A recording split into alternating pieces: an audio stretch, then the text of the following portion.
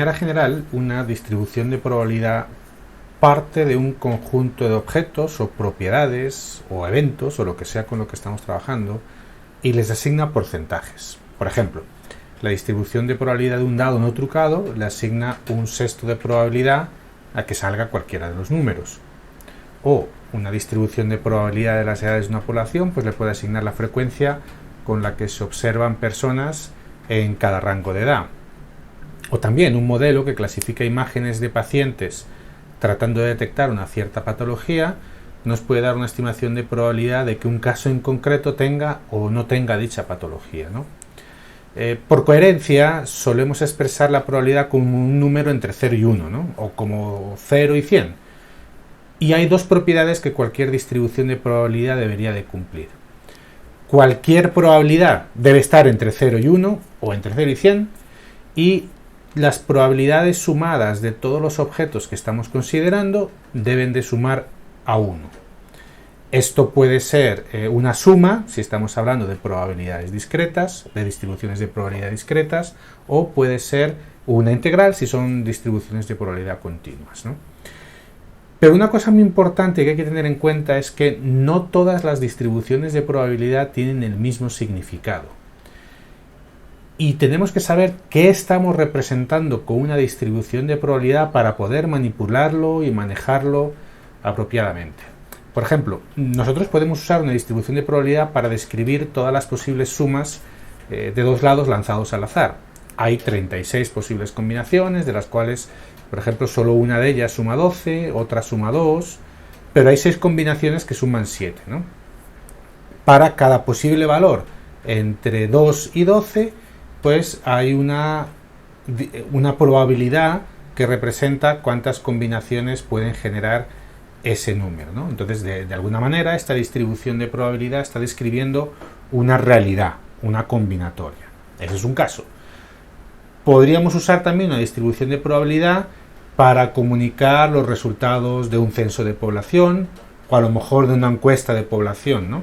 Fíjate que en estos casos la distribución no representa la realidad última, sino una estimación de la misma, ¿no? Y según el procedimiento que hayamos seguido, pues puede ser que esa distribución sea más o menos cercana a la realidad. A lo mejor una estimación de un censo, pues la podemos considerar como más cercana a la realidad porque es más exhaustiva, y una encuesta de opinión, pues a lo mejor dependiendo de cómo se haya hecho la encuesta de opinión, cómo se haya seleccionado las personas, etcétera, pues podríamos tener más o menos confianza en la misma. Pero la distribución de probabilidad lo que representa es el resultado de ese proceso, ¿no? Más que la realidad de verdad que produce esos resultados. O, por ejemplo, también podemos representar con una distribución de probabilidad el grado de conocimiento o de incertidumbre que tenemos de algo, ¿no? Y actualizarla según vamos aprendiendo cosas. Puedo representar, por ejemplo, mi desconocimiento de si llueve o si no llueve asignando un 0,5 a cada caso, como representando que no sé nada, ¿no?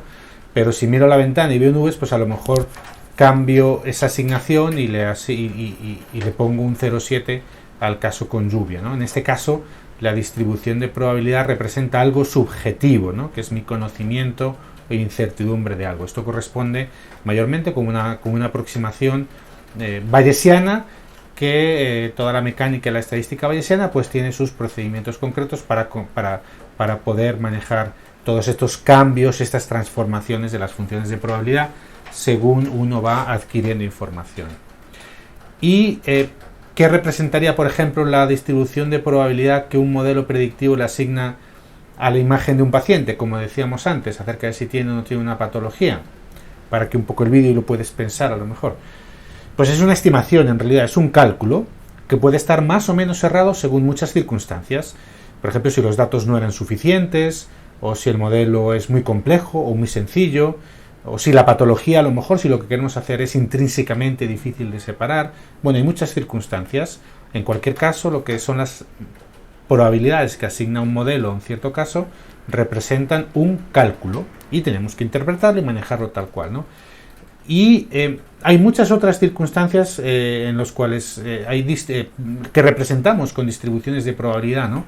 A veces con significados muy distintos. Así que es súper importante siempre tener cuidado de fijarnos bien en qué representa las distribuciones de probabilidad que estamos manejando, ¿no?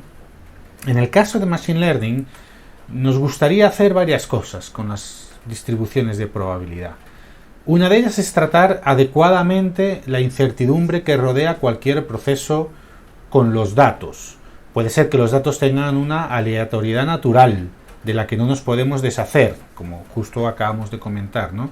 En el sentido en el cual tenemos que manejarla, nos gustaría poder manejarla, por ejemplo, pues porque tenemos sensores ruidosos o porque las poblaciones son muy mezcladas, ¿no? A lo mejor las patologías que se dan en distintos pacientes pues no son fáciles de separar, como decíamos antes.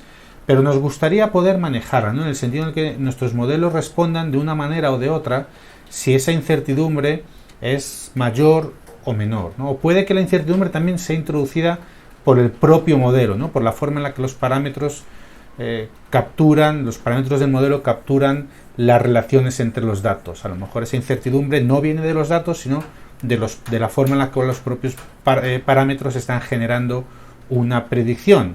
Modelos más complejos, más sencillos, pues generan distintas, digamos que distribuciones de predicciones, ¿no? Y todas estas incertidumbres en realidad las podemos manejar con distribuciones de probabilidad y con una mecánica específica de cómo transformar y manejar esas distribuciones, ¿no? Si lo piensas, cada vez que tengamos un número, podríamos tener una distribución de probabilidad que represente nuestra incertidumbre sobre lo que representa ese número, ¿no?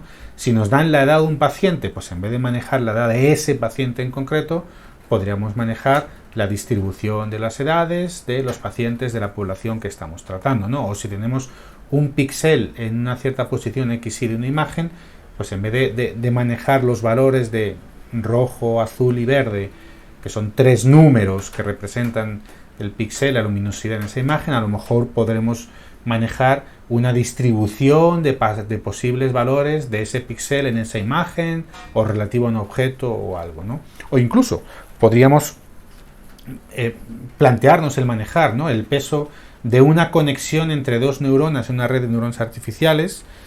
Podríamos, en vez de manejarlo como un número, este es el peso que determina cómo se transfiere la información de una neurona a la siguiente, pues podríamos pensar en que tenemos una distribución de posibles valores de pesos para esa conexión, ¿no? Que es algo mucho ya más complejo, más rico, ¿no? ¿Cuál es el reto que vamos a manejar en este curso que estamos manejando ante esta situación?